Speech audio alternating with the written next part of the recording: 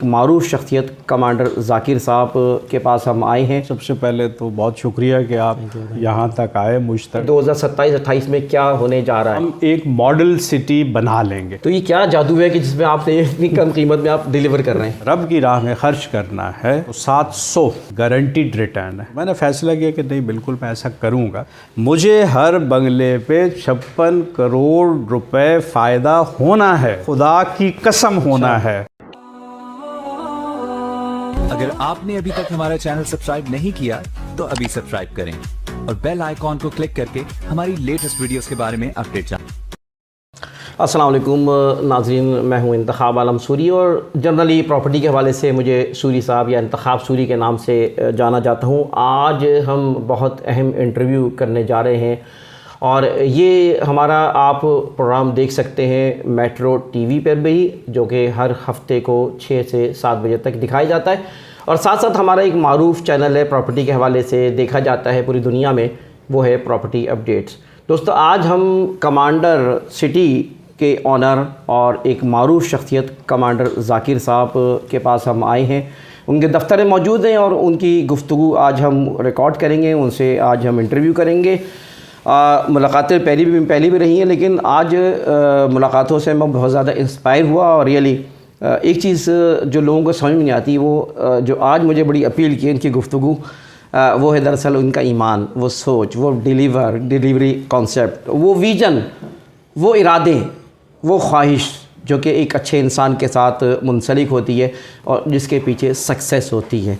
तो इस हवाले से आज हम इनसे जानेंगे बहुत सी सारी बातें और ये एक सबके लिए सबक भी होगा। मैं गुजारिश करूँगा कि इस वीडियो का बहुत ज़्यादा शेयर करें ताकि लोग ना सिर्फ मुस्तफ़ीज़ हो सकें बल्कि एक एग्ज़ाम्पल फ़िट हो लोगों के लिए। मैं खुशामदीद कहता हूँ ज़ाकिर साहब को। कमांडर ज़ाकिर साहब हमारे साथ मौजूद हैं और मैं चाहूँगा कि थोड़ा सा तारुफ भी कराएं और फिर हम दौरान गुफ्तगू उनसे कुछ सवालात भी करते रहेंगे और उनके विज़न को जानेंगे, इनकी सोच को जानेंगे, जो आज मैंने देखा है कि 2027-28 में क्या होने जा रहा है। ज़ाकिर साहब, बहुत शुक्रिया, आज आपके साथ हमारी गुफ्तगू हो रही है। थोड़ा तारुफ आप करा दें किसी, वैसे तारुफ आपके लिए कोई लोग कमी नहीं है, मोहताज नहीं है, लेकिन बहरहाल कुछ हमारे चैनल पे।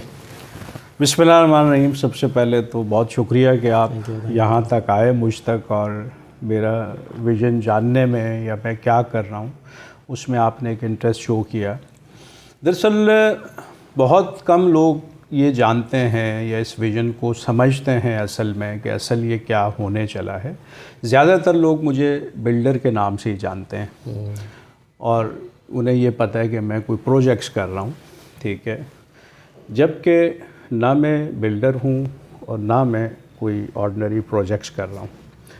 तो जब मैं फ़ौज से रिटायर हुआ, मैं एज़ ए कमांडर 2007 में रिटायर हुआ और वहाँ से मैंने अपने एक नए सफ़र की इब्तदा की और वो मेरा सफ़र था विज़न 2040 का सफ़र, कि किस तरह मुझे इस कौम को बदलना है, किस तरह दुनिया में हमें सुरखरू होना है, किस तरह हमने दुनिया को डोमिनेट करना है, किस तरह हमें आज़ाद होना है।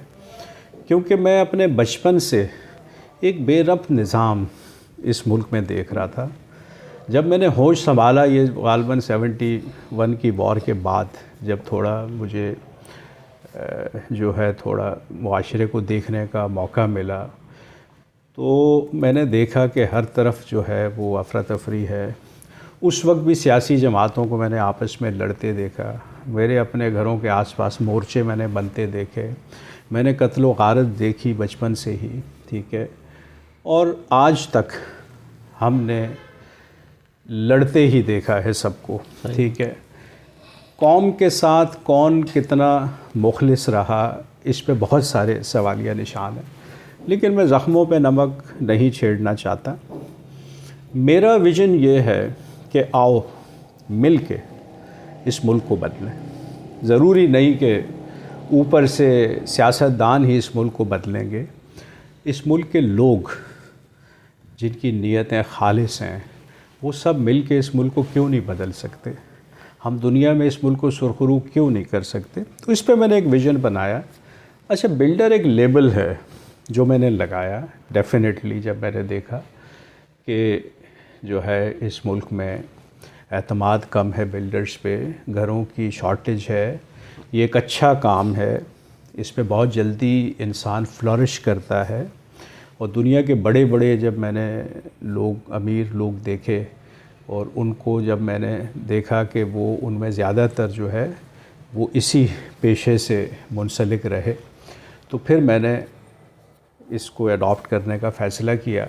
और जब ये विज़न मैच्योर हुआ तो बिल्डर ऑलरेडी चूँकि मैं काम कर रहा था, तो फिर मैंने कहा जी आओ एक पाकिस्तान बनाते हैं, ठीक है, एक कायद का पाकिस्तान।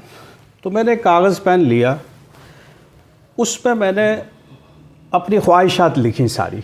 अब ज़ाहिर है जो मेरी ख्वाहिशात हैं वो इस कौम की ख्वाहिश, किस मुल्क को कैसा मैं देखना चाहता हूँ, क्योंकि मैं दुनिया के 50 मुल्कों में जा चुका था, ठीक है। मैंने हर सिस्टम को मॉनिटर किया था, अच्छा बुरा सब मैं बहुत अच्छी तरह से जानता था। मैं बिल्कुल मैच्योर था जब मैं रिटायर हुआ, ठीक है, 40 के आसपास मेरी एज थी। तो ये सबसे पहले ये था कि हमें क्या क्या चाहिए, कैसा देश चाहिए, और फिर ये था कि उसको हमने कैसे बनाना है। तो वो जब मैंने एक उसको इनलिस्ट किया अपनी ख्वाहिशात को, तो उसमें पता चला कि हमें सिक्योरिटी चाहिए, हमें अदल इंसाफ चाहिए, हमें साफ़ सुथरा माहौल चाहिए, हमें ह्यूमन वैल्यूज़ चाहिए, हमें इकोनॉमिक एम्पावरमेंट चाहिए, हमें जेंडर इक्वालिटी चाहिए, ठीक है, हमें एजुकेशन, क्वालिटी एजुकेशन चाहिए फॉर ऑल, हमें मेडिकल केयर चाहिए, हमें इंसाफ चाहिए, हमें मतलब जो एक आइडियल स्टेट में चीज़ें होनी चाहिए जो मैंने दुनिया भर में देखी थी डेवलप्ड कंट्रीज़ में, उनको मैंने एक लिस्ट बनाई, ठीक है। और फिर मैंने उस पर एक विज़न बनाया, ठीक है, कि हम ऐसा शहर, ऐसी बस्तियां बसाएंगे जिसमें ये पूरा सिस्टम होगा, ठीक है। अच्छा, इस दौरान मैं यूनाइटेड नेशन का एक प्रोग्राम भी आ गया सस्टेनेबल डेवलपमेंट का, उसमें 17 गोल्स थे। उनको जब मैंने स्टडी किया तो वो यही था कि यूनाइटेड नेशन ये चाहता है कि 2030 तक पूरी दुनिया इनको इम्प्लीमेंट करे, सस्टेनेबल डेवलपमेंट गोल्स को, और हर मुल्क जन्नत बन जाए। तो जब मैंने उनको स्टडी किया तो मैं बड़ा इम्प्रेस हुआ कि जिसने भी ये सोचा है उसने बहुत अच्छा सोचा है। और फिर मैं अपनी टीम के साथ एक ट्रेनिंग सेशन के लिए ग्रीस गया, जो यूनाइटेड नेशंस ने ऑर्गेनाइज़ किया था। हमने वो ट्रेनिंग सेशन अटेंड किया और वहाँ मैंने उनसे वादा किया कि मैं आपको एक ऐसा शहर बसा के दिखाऊंगा जिसमें मैं आपके सारे गोल्स इम्प्लीमेंट करूंगा और इंशाअल्लाह वो दुनिया की सबसे खुशहाल सोसाइटी बनेगी, ठीक है। खैर, मेरी इस बात पे उन्होंने बिलीव किया या नहीं किया ये दूर की बात है कि एक शख्स कैसे इनफरादी तौर पे इतना बड़ा काम कैसे कर सकता है। ये सवाल उठे थे वहाँ पे भी, क्योंकि ये तो उनका काम होता है जिनके पास वसाइल होते हैं, ठीक है। तो खैर, ये वादा करके ट्रेनिंग लेके हम लोग आ गए और आके मैंने फिर कमांडर सिटी में इन जो गोल्स हैं इनको इम्प्लीमेंट करने की इब्तिदा की, ठीक है। हमारी कैलकुलेशन ये थी कि 2025 तक हम एक मॉडल सिटी बना लेंगे जिसमें ये सारी जो मेरी ख्वाहिशात थी कि इस मुल्क को जैसा होना चाहिए वैसी एक बस्ती हम बसा लेंगे, जिसको हम कायद का पाकिस्तान या रियासत मदीना, कोई भी नाम आप उसको दे सकेंगे। लेकिन बीच में जब 19 में हमने लॉन्च किया प्रॉपर इस विज़न को, तो 20 में कोरोना आ गया, मईशत तबाह हो गई, बहुत सारे मसाइल में घिर गया पूरा मुल्क मुआशी तौर पे। तो हमारा ये प्रोग्राम थोड़ा डिले हो गया, वरना हमारी प्लान के मुताबिक 2025 में हमें जो है मॉडल को कंप्लीट करना था। अब मैं समझता हूँ कि 2027 में हम इंशाअल्लाह 5000 घर या 20 से 25,000 लोगों को वहाँ हम ले जाएंगे और वहाँ पे वो बसेंगे और उनको एक खुशहाल कम्युनिटी हम बनाएंगे। वो तमाम गोल्स इम्प्लीमेंट करके यूनाइटेड नेशंस के और जो हमारा रिलीजन इस्लाम या सीरतुन-नबी से जो हमें चीज़ें मिलती हैं या रियासत मदीना के जो उसूल थे वो हम वहाँ पे इंशाअल्लाह इम्प्लीमेंट करके एक बेहतरीन सोसाइटी की बुनियाद डालेंगे। अब 2028 में अगर ये सोसाइटी लोगों को पसंद आती है तो फिर हम पूरे पाकिस्तान में हर शहर के साथ कमांडर सिटी को फैलाएंगे और लोगों को कमांडर सिटी के अंदर ले आएंगे। तो ये पूरा कॉन्सेप्ट। एक सवाल मैं करना चाहूँगा कि साहब ये आप जिस कीमत पे डिलीवर कर रहे हैं कोई बंगला मकान, तो ये बहुत कम कीमत है हकीकतन, क्योंकि मैं भी प्रॉपर्टी में एक अरसे से जानता हूँ, देखता हूँ। अच्छा, बाज़ लोग ये समझते हैं कि शायद ये कम कीमत में, क्योंकि जब चीज़ कम होती कीमत में होती है लोग डरते हैं कि यार, हालांकि लोग आपकी तरफ आ भी रहे हैं, तो ये क्या जादू है कि जिसमें आपसे इतनी कम कीमत में आप डिलीवर कर रहे हैं? देखें, मैंने सारे जो उसूल हैं या बेसिक कॉन्सेप्ट है विजन 2040 का, वो मैंने ड्राइव किया है कुरान पाक से। माशाल्लाह। ठीक है, जब मैंने ये विज़न बनाना था तो बस कोई रब की तरफ से समझे कि कोई हिदायत आ जाती है इंसान को, कि मैंने सोचा कि कुरान पाक को हम बचपन से पढ़ते आएँ, किरत करते आएँ, मिठाइयाँ भी बढ़ती रही हैं ख़त्मुल कुरान की, लेकिन आज तक इसको समझा नहीं कि ये किताब क्या है। तो मैंने कहा क्यों ना मैं ऐसा करूं कि पारा 1 से 30वें पारे तक इसके तर्जुमे पे मैं गौर करूं। ये कोई रब की तरफ से कुछ ऐसा हुआ। जब मैंने कुरान पाक को पूरा उर्दू में पढ़ा और जगह जगह मैं रुक रुक के जब मैंने उस पर थोड़ा गौर किया, तो उससे 2 फार्मूले मुझे अपने विज़न के निकल आए। ठीक है, क्योंकि 2 सवाल उठ रहे थे। एक तो आप दुनिया की सबसे बड़ी बस्ती बनाने चले हैं प्राइवेट, जो 1 मिलियन हाउसेस का मेरा है विज़न 2040, और 50 लाख लोगों को एक जगह। वसाइल कहाँ से आएंगे? एक सवाल ये था। सही। दूसरा ये था कि जब आप एक अच्छा काम करोगे तो लाख दुश्मन हैं, माफियाज़ हैं, दूसरे हैं, उनसे कैसे बचोगे? जबकि आप सिंध में बैठे हुए, कहीं भी बैठे हों, देखें माफिया तो हैं ना, ठीक है, एक पूरा एक सिस्टम है जिसने जकड़ा हुआ है इस मुल्क को, जो आगे नहीं बढ़ने दे रहा। तो ये 2 सवाल उठे थे उस वक्त भी जब मैंने विज़न बनाया। लेकिन जब मैंने कुरान पाक को पूरा तर्जमे के साथ पढ़ा और उसमें से 2 आयतें मैंने निकाली, तो मेरे दोनों मसले हल हो गए। अच्छा। एक तो पैसा कहाँ से आएगा, तो मुझे सूरह बकरा आयत 261 जो मैं हर जगह कोट करता हूँ कि जो माल तुम अल्लाह की राह में ख़र्च करते हो उसकी मिसाल ऐसे है कि एक दाने से निकलें 7 बालियाँ, हर बाली में 100 दाने, और रब जिसके लिए चाहे इससे भी ज़्यादा। तो इससे नतीजा मैंने ये अख़ज़ किया कि अगर मैंने 1 रुपया रब की राह में ख़र्च करना है तो 700 गारंटीड रिटर्न है, गारंटीड रिटर्न है, और रब इससे ज़्यादा भी दे सकता है। तो जब इस पे मैंने कैलकुलेट किया कि मुझे कितना पैसा चाहिए था और मैंने कितना ख़र्च करना है, तो वो मुझे बहुत आसान लगा ये। तो मैंने फ़ैसला किया कि नहीं, बिल्कुल मैं ऐसा करूँगा और रब मेरे जो इकनॉमिक्स हैं उसको रब संभाल लेगा। अच्छा। ठीक है, क्योंकि मेरा तो कुरान पे बिलीव है ना। हमारे साथ प्रॉब्लम ये है कि हम लोगों का, मुसलमानों का कुरान पे बिलीव नहीं है। सीधी सी बात है भाई। हम कारी हैं, हम पढ़ते हैं, हम हाफिज़ हैं, हम सब कुछ हैं, हाँ, बिल्कुल। हम बिलीव नहीं करते उस पर।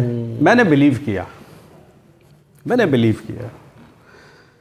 जब मैंने 2019 में लॉन्च किया कमांडर सिटी को, तो 12 लाख में बंगला बुक किया कि मैं आपको 3.5 साल में बंगला दूंगा, 12 लाख दे दें। अल्हम्दुलिल्लाह सैकड़ों बुकिंग हो गई। अच्छा।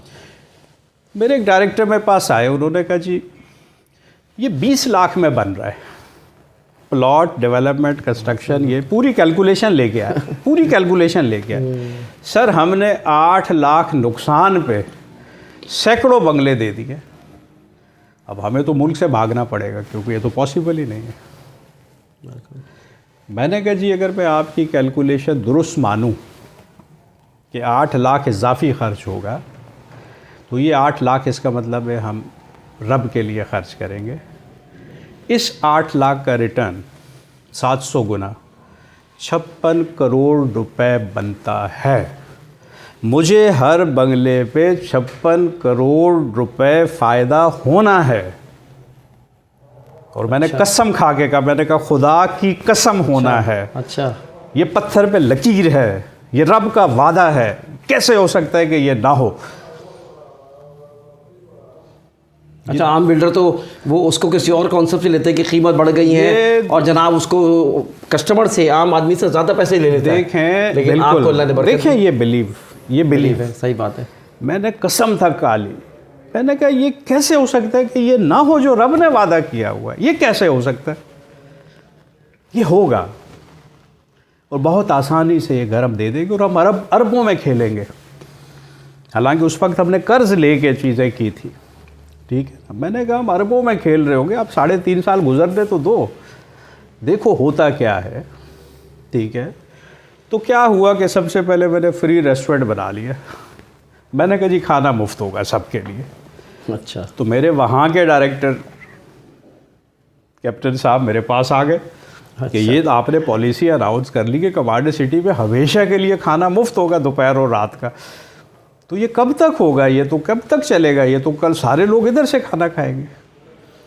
मैंने कहा ये उस वक्त तक चलेगा जब तक मेरा रब चलाएगा इसको, क्योंकि इसको मैंने नहीं चलाना। मैंने 50,000 दिन का देना शुरू किया इन्हीं लोगों के पैसों में से। मौलाना बशीर फारूकी साहब आए, सैलानी वेलफेयर वाले, इन्होंने कहा जी बहुत अच्छा रेस्टोरेंट बना है, खाना हम ऑलरेडी दे रहे हैं पूरे पाकिस्तान में, तो इधर भी देंगे हम। तो मैंने कहा मौलाना साहब आप मुझे 3.5 करोड़ डेली के प्रॉफिट से क्यों महरूम करना चाहते हैं? अच्छा।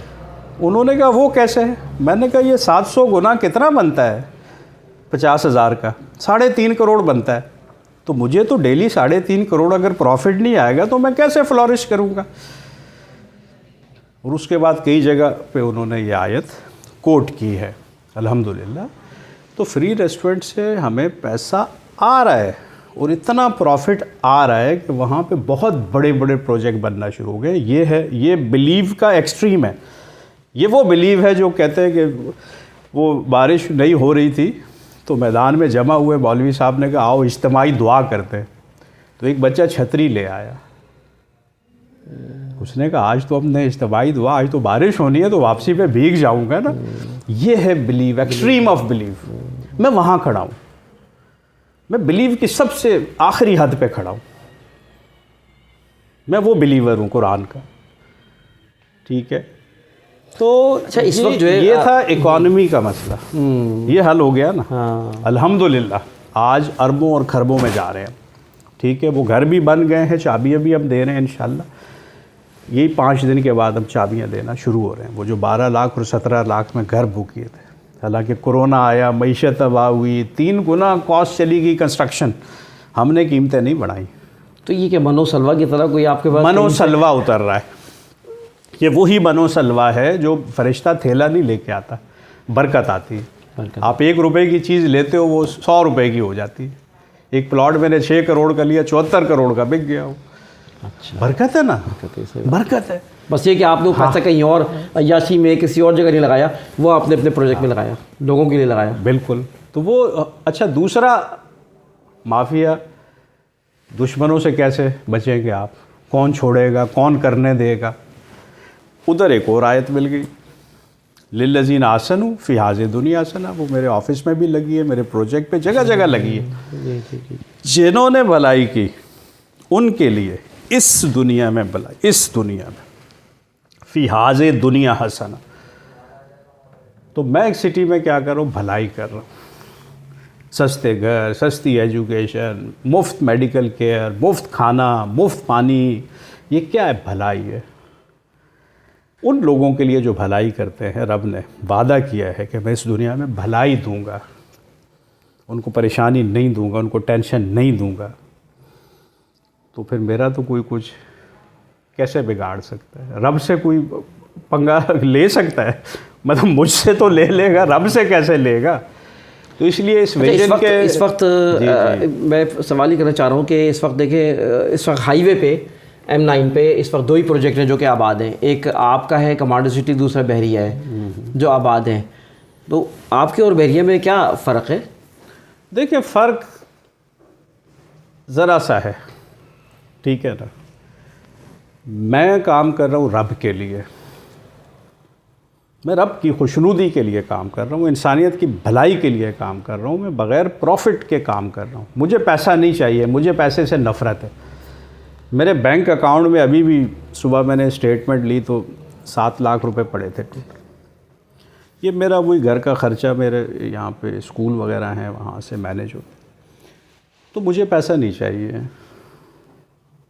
मुझे लोगों को सुकून देना है। जबकि दूसरा जो प्रोजेक्ट आप कह रहे हैं वो कमर्शियल, उधर पैसा चाहिए, उधर पैसा चाहिए। मुल्क से बाहर भी जाना है पैसे ने, बाहर प्रॉपर्टीज़ भी बननी है, बड़े बड़े महल भी बनने हैं, बड़े बड़े वो, तो उधर कुछ और है। वहाँ पे अम्यूज़मेंट पार्क पे अरबों रुपए लग गए, लेकिन मेरे पास इतने वसाइल आए तो मैं अम्यूज़मेंट पार्क नहीं, मैं यूनिवर्सिटीज़ और scientific research and development centres बनाऊंगा। ये फ़र्क है। तो नाज़रीन, चलते हैं वक्फ़े की जानिब और इंशाल्लाह वक्फ़े से वापस आएंगे तो फिर कमांडर ज़ाकिर साहब से महव गुफ्तगू होंगे इंशाल्लाह।